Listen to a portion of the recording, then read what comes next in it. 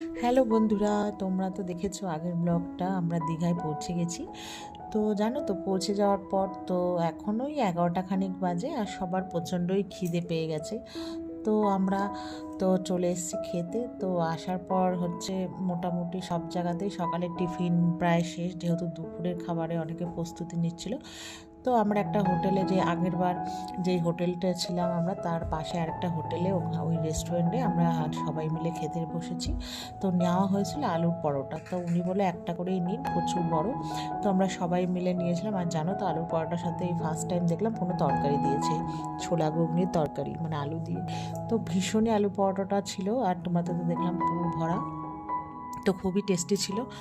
আর সবাই খাওয়া দাওয়া করে তারপরে হচ্ছে চলে আসলাম সমুদ্রের ধারে। তো সবাই বললো চলো একটু, যখন মানে এসছি সামনে, যেহেতু হোটেলটা থেকে 2 মিনিট, তো আমরা একটু হেঁটে চলে আসলাম। তো আসার পরে দেখলাম প্রচুর জোয়ার, জল বেড়ে গেছে আর প্রচুর হচ্ছে জলের স্রোত বেড়েই যাচ্ছে। ওখানে কাউকে নামতে দিচ্ছে না, ব্যারিকেড দিয়ে দিয়েছে।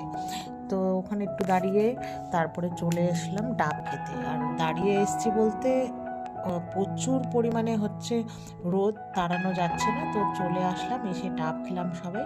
তো খেয়ে দিয়ে হোটেল রুমে ঢুকলাম। তো তারপরে হচ্ছে আমরা তো বাড়ির থেকে সকালে স্নান করেছি, আমরা বলতে আমি, মা, মাসি, যেহেতু ওদের মা আর মাসিদের গোপাল আছে, তো স্নান করে পুজো দিয়েছে। আর আমার একটু বাদ দিক, আমি কোথাও গেলে একটু স্নান টান করেই আসি। তো স্নান করে আসি। আর এবার ঠিকই করেছি, সমুদ্রের জলে স্নান টান করবো না, যেহেতু ভীষণ পরিমাণে বালি হয়ে যায় সারা জামা কাপড়ে, ওই জন্য।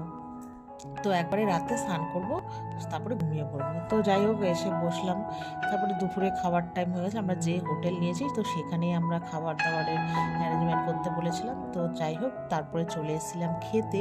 তো আজকের খাবারে আমরা, যেহেতু আমি কোথাও গেলে মাছ মাংস খুব একটা খাই না, তো ভাত, ডাল, আলু পোস্ত, ডিম কষা, চাটনি, পাঁপড়, মিষ্টি দিয়েছিল। তো রান্নাটাও ফার্স্ট ক্লাস ছিল। আর আমার বর আর মেয়ে নিয়েছিল তোমার হচ্ছে চিকেন আজকে এখানে ওরা। তো যাই হোক, খাওয়া দাওয়া করে তারপরে সবাই চলে এসেছি ঘরে। তো আসার পরে এমন ঘুম সবাই লাগিয়েছি, যেহেতু আগের দিন সারা রাত ঘুম হয়নি, তোমাদেরকে তো বললামই।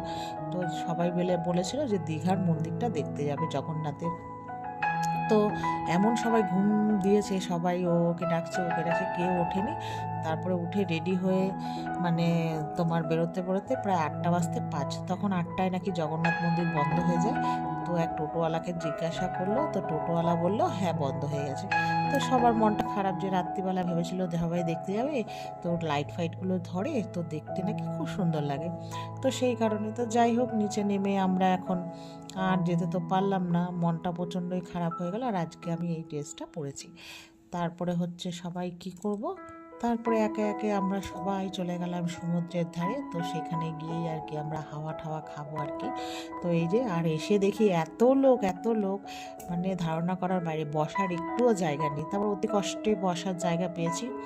তো বসার জায়গা পাওয়ার পর ওখানে বসে বসে প্রচুর খাওয়া দাওয়া হয়েছিল, ডিম সেদ্ধ, পাপড়ি চাট, চা, পাঁপড়, খাওয়া দাওয়া করে তারপরে চলে এসেছি আমরা হোটেলে ওই 10:30টার সময়। তো হোটেল থেকে ফোন করেছিল রাতে আমরা কি খাবো। তো রাতের খাবার পর এসে অর্ডার দিয়ে গেছে। তো এখন আমরা এই যে দেখো, আসার 1-1.5 ঘন্টা পর খেতে বসেছি। তো আজকে রাতে অর্ডার করেছিল লাচ্ছা পরোটা, নান, আর কি ডিম কষা, পনির, ডাল মাখানি। ঠিক আছে, আমাদের শুধু ডিম কষাই খেতে দেখবে। সারা ঘুরতে গিয়ে আমরা ডিম কষা খেয়েই কাটিয়ে দিয়েছি।